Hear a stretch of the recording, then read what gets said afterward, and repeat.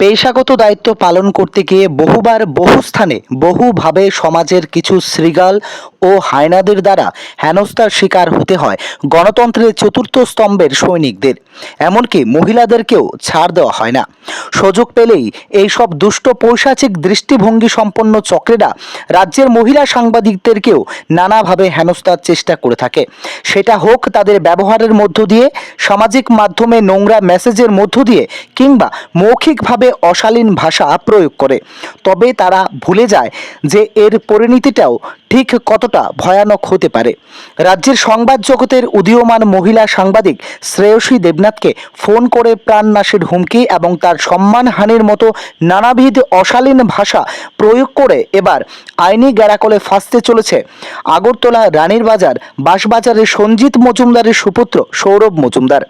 জানা গেছে সম্প্রতি পুনম দাস নামের একটি মেয়ে তার বেশ কিছু সমস্যা নিয়ে শ্রেয়সী দেবনাথের কাছে সহযোগিতার আর্জি জানিয়েছে। অভিযুক্ত সৌরভ মজুমদারের বিরুদ্ধে পুনম দাসের অভিযোগ ছিল যে সে ওই মেয়েকে দিনের পর দিন অত্যাচার করছে। এই সমস্ত ঘটনা জানিয়ে সাংবাদিক শ্রেয়সীর কাছে সমস্ত ঘটনা খোলাসা করে পুনম দাস, আর এই খবর পৌঁছে যায় কুখ্যাত সেই যুবক সৌরভ মজুমদারের কাছে।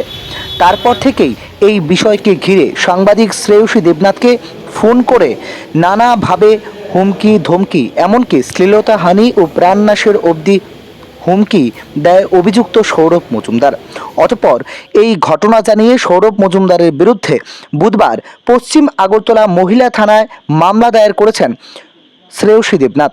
এই ঘটনার পরিপ্রেক্ষিতে সৌরভ মজুমদারের কঠোর শাস্তির দাবি জানানো হচ্ছে। অতঃপর রাজ্যের মহিলা সাংবাদিকদেরকেও অহেতুক তাদের পেশাগত দায়িত্ব পালনে বাধা প্রদান কিংবা তাদেরকে হেনস্থা করার মতো দুঃসাহসিকতা পোষকদেরকে হুঁশিয়ারি দেওয়া হচ্ছে। যার নাম বলেছেন কি শুভম নাকি আপনাকে থ্রেট দিয়েছে এবং আপনার সাথে অশ্লীল ভঙ্গিতে কথাবার্তা বলছে, কি বলবেন? এটার জন্যই আজকে আমি থানাতে প্রথম আসা, কারণ আমার সেই বিষয়ে থানাতে আসার কোনো রাইট ছিল না পুনম আর সৌরভকে নিয়ে।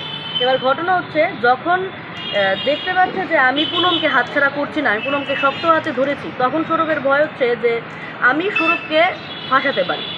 এবার সৌরভ কালকে প্রথম আমাকে ফোন করেছে, যেই নাম্বারটা পুনমের ছিল সেই নাম্বার থেকে আমাকে ফোন করেছে। আমি ব্লক লিস্ট খুলে দেখলাম, পুরো আমাকে ফোন করেছে। তারপর একটা নাম্বার থেকে ফোন করেছে, সেটা ভেনাস স্পা সেন্টার নাম দিয়ে উঠেছে। ঠিক আছে, সৌরভ মজুমদার মুন্না মজুমদার স্পা সেন্টার এরকম একটা কিছু উঠেছে। তারপর সৌরভ আরেকটা নাম্বার থেকে আমাকে ফোন করেছে, সৌরভ মজুমদার এরকম একটা কিছু হবে। এই নাম্বার থেকে ফোন করার পর আমি ফোন ধরলাম। ফার্স্ট ফোনেই আমাকে টন্টিংটা এরকম, পুনমের সাথে তোরে না আমি কইছি পুনমের সাথে তুই মিশিস না, তুই কে লিগা মিশতেছস, তুই কে লিগা পুনমরে তোর বাড়িতে আশ্রয় দিত। আর আরেকটা কথা হচ্ছে, আমি কালকে যে কোনো একটা হাউস থেকে ইন্টারভিউ দিয়ে আইছি। এই টাইমে আমি পুনমের সাথেই নাই, আর আমার বাড়িতে তো প্রশ্নই ওঠে না, আর আমার হাজব্যান্ড বাড়িতে।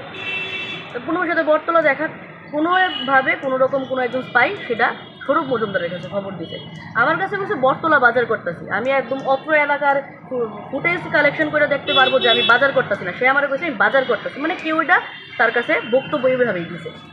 এবার এই ঘটনার পর পুনম যখন আমার কইছে, আমি জাস্ট কইছি আমি কই দেখছো, কইছে আমি তোর দেখছি, তুই বাড়াবাড়ি করিস না, তুই পুনমের হাত ছাড়, পুনমের লক ছাড়, যদি পুনমের লক না ছাড়োস ডিস্ট্রিক্টে টন্টিং করে গেছে, রাস্তার তলায় রেট করবো এরকম, বা আমারে আগরতলা ছাড়া করবো, আমারে দেখা দিবে।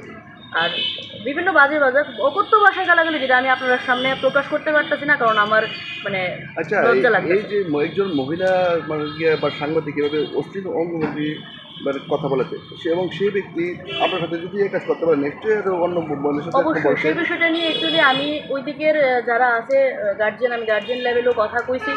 তো আমি এতটুকু মানে তার ব্যাকগ্রাউন্ড জানছি, তার ফ্যামিলিতে তার সাথে মানে পাড়া প্রতিবেশীও তার এগেনস্টে আছে, এতটুকু আমার মানে আমার কাছে এখনও আছে প্রুফ। ফ্যামিলি মানে পাড়া প্রতিবেশী তার সাথে কেউ মিল মিশ নাই তার এগেনস্টে। এবার সেই জায়গায় দাঁড়িয়ে আমি একটা কথাই কমু